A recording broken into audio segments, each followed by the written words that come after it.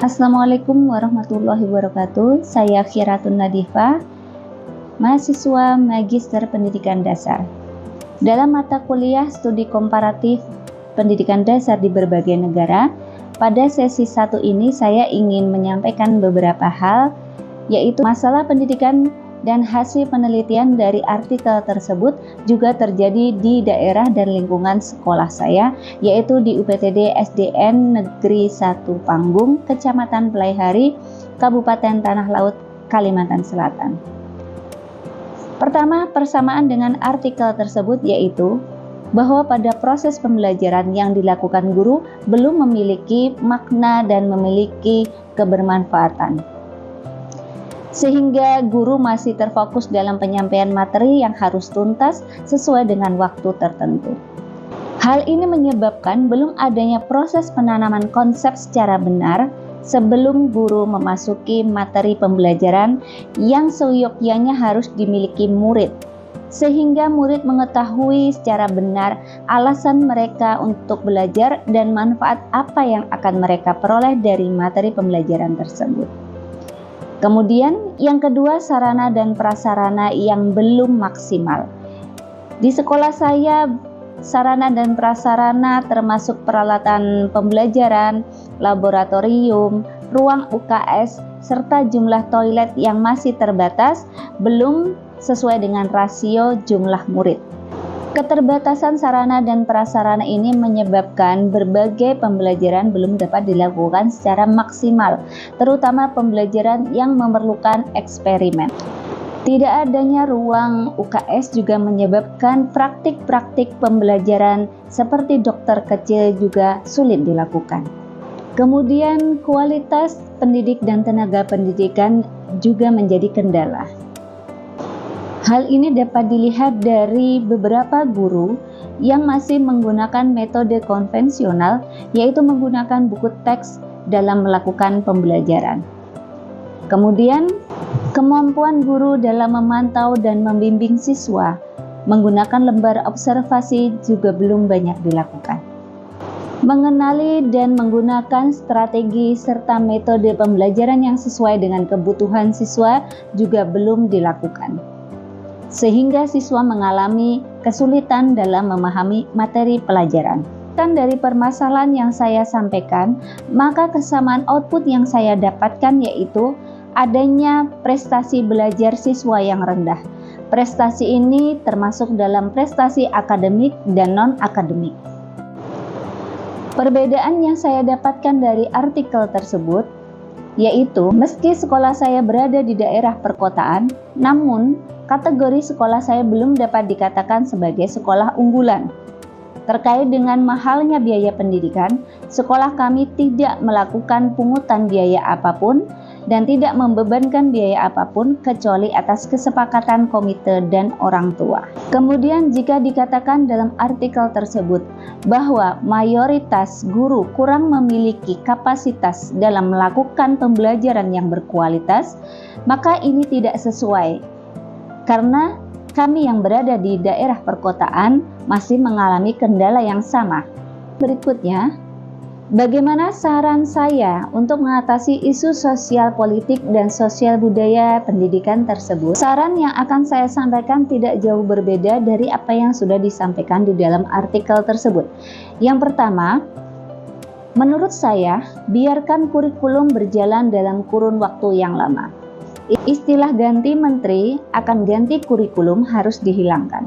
Apalagi jika terlalu banyak istilah-istilah baru yang digaungkan, namun pada kenyataannya tidak berbeda jauh dari yang ada sebelumnya.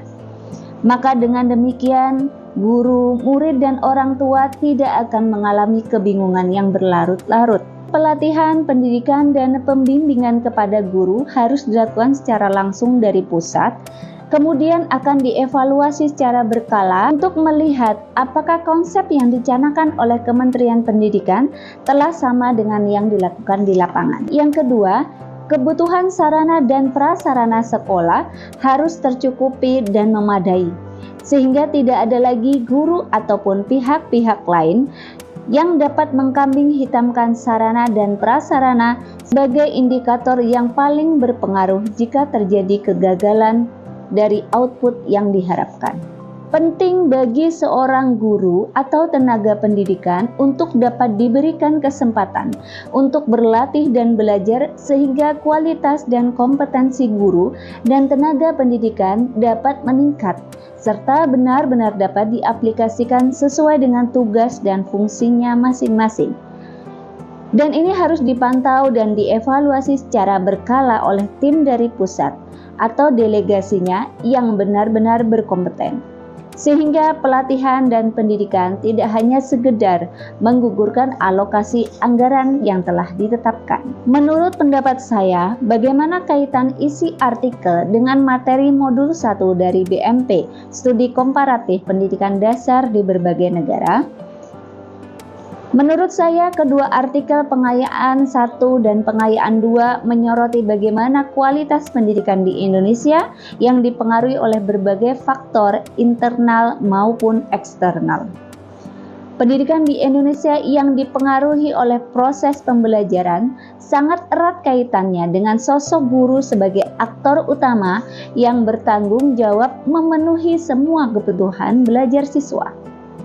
Dalam hal ini peran pemerintah serta pihak-pihak lain yang turut serta sangat penting dalam memberikan pelatihan dan pendidikan yang dapat meningkatkan kemampuan dan kompetensi guru dalam memberikan layanan pendidikan yang bermakna dan inklusif kepada siswa sesuai dengan kodrat zamannya.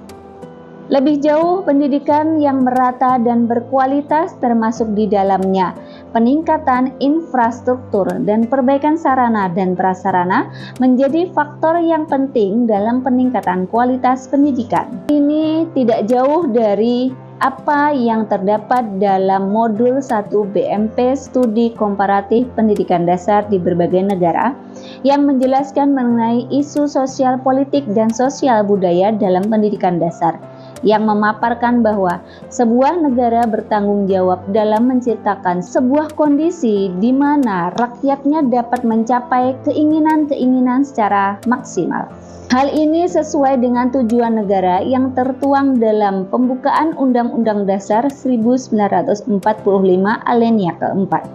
Pendidikan yang berkualitas dapat membentuk karakter siswa yang bermartabat sebagai makhluk yang berbudaya, beradab, dan bermoral yang nantinya menjadi modal utama dalam hidup bermasyarakat dan berkebudayaan. Dengan demikian, materi pada BMP Studi Komparatif Pendidikan Dasar di berbagai negara Modul 1 sangat berkaitan erat dengan artikel pengayaan 1 dan artikel pengayaan 2. Di mana keduanya menyoroti pentingnya sebuah negara dan institusi yang berkaitan dapat menyelenggarakan sebuah pendidikan yang berkualitas bagi rakyatnya dengan tujuan dapat melestarikan kebudayaan maupun membentuk suatu kebudayaan baru tanpa menghilangkan kebudayaan lama. Demikian pemaparan yang dapat saya sampaikan. Saya akhiri. Wassalamualaikum warahmatullahi wabarakatuh. Selamat siang.